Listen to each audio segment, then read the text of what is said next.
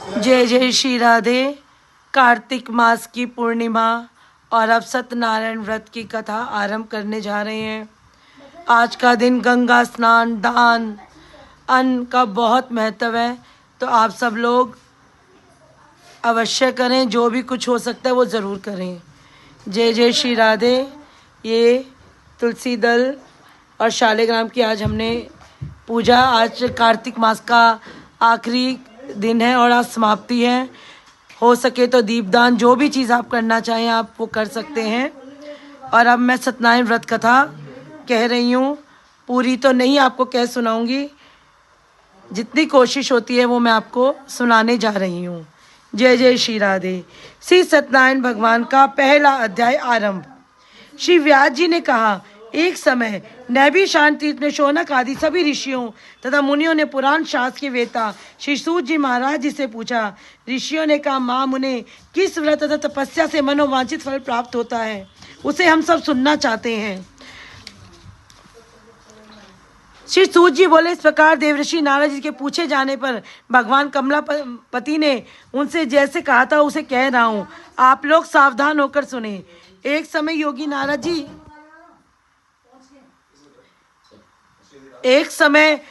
नारद जी लोगों के कल्याण की कामना से विविध लोकों में भ्रमण करते हुए मृत्यु लोक में आए और यहाँ उन्होंने अपने कर्म फल के अनुसार नाना योनियों में उत्पन्न सभी प्राणियों को अनेक प्रकार के कलेश दुख भोगते हुए देखा तथा किस उपाय से इनकी दुखों का सुनिश्चित रूप से नाश हो सकता है, ऐसा मन में विचार करके वे विष्णु लोक को गए।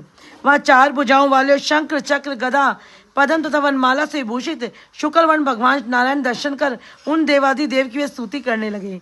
नारद जी बोले, वाणी और मन से परे स्वरूप वाले, अनंत शक्ति संपन्न, आदि मध्य और अंत से रहित, निर्गुण और सकल कल्याण में गुण गणों संपन्न, स्थावर जंगात्मन निखिल सृष्टि प्रपंच के कारणभूत तथा भक्तों की पीड़ा नष्ट करने वाले परमात्मन, आपको नमस्कार है। स्तुति सुनने के अनंतर भगवान श्री विष्णु ने नारद जी से कहा कि श्री भगवान ने कहा, महाभाग, आप किस प्रयोजन से यहाँ आए हैं, आपके मन में क्या है, कहिए, मैं सब कुछ आपको बतलाऊंगा।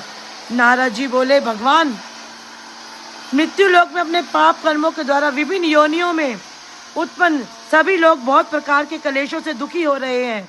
हे नाथ, किस लघु उपाय से उनके कष्टों का निवारण हो सकेगा? यदि आपकी मेरे ऊपर कृपा हो तो वह मैं सब सुनना चाहता हूँ, उसे बताएं। श्री भगवान ने कहा, हे वत्स, संसार के ऊपर अनुग्रह करने की इच्छा से आपने बहुत अच्छी उत्तम बात पूछी है। जिस व्रत के करने से मनुष्य, जिस करने के से प्राणी मोह से मुक्त हो जाता है, उसे आपको बताता हूँ, सुनो। हे वत्स, स्वर्ग और मृत्यु लोक में दुर्लभ भगवान सत्यनारायण का एक महान पुण्यप्रद व्रत है। आपके स्नेह के कारण इस समय से मैं उसे कह रहा हूँ। अच्छी प्रकार विधि विधान से भगवान सत्यनारायण का व्रत करके मनुष्य शीघ्र ही सुख प्राप्त करके परलोक में मोक्ष प्राप्त कर सकता है। भगवान की ऐसी वाणी सुनकर नारद मुनि ने कहा, नारद जी बोले, प्रभु, इस व्रत को करने का फल क्या है, क्या विधान है, इस व्रत को किसने किया है और कब इसे करना चाहिए, यह सब विस्तार पूर्व होकर आप मुझे बताइए। श्री भगवान ने कहा, यह सत्यनारायण देव का व्रत है, दुख शोक आदि का शमन करने वाला, धन धान्य की वृद्धि करने वाला, सौभाग्य और संतान देने वाला, सवत विजय प्रदान करने वाला।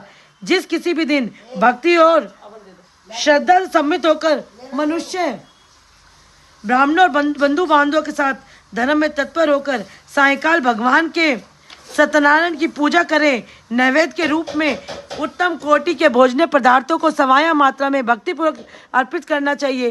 केले का फल, घी, दूध, गेहूं का चूर्ण अथवा गेहूं के चूर्ण के अभाव में साठी चावल का चूर्ण, शक्कर या गुड़, यह सब भक्ष्य सामग्री सवाया मात्रा में एकत्र कर निवेदित करनी चाहिए। बंधु बांधवों के साथ श्री सत्यनारायण भगवान की कथा सुनकर ब्राह्मण को दक्षिणा देनी चाहिए। तदनंतर बंधु बांधवों के साथ ब्राह्मणों को भोजन कराना चाहिए। भक्तिपूर्वक प्रसाद ग्रहण करके नृत्य गीत आदि का आयोजन करना चाहिए। तदनंतर भगवान सत्यनारायण का स्मरण करते हुए अपने घर जाना चाहिए। ऐसा करने से मनुष्यों की अभिलाषा अवश्य पूर्ण होती है। विशेष रूप से कलयुग में पृथ्वी लोक में सबसे छोटा सा उपाय है। इस प्रकार श्री स्कंद पुराण के अंतर्गत रेवाखंड श्री सत्यनारायण व्रत का पहला अध्याय पूरा हुआ। दूसरा अध्याय अब हम आरंभ करेंगे। श्रीमन नारायण नारायण नारायण लक्ष्मी नारायण नारायण नारायण भजमन नारायण नारायण नारायण।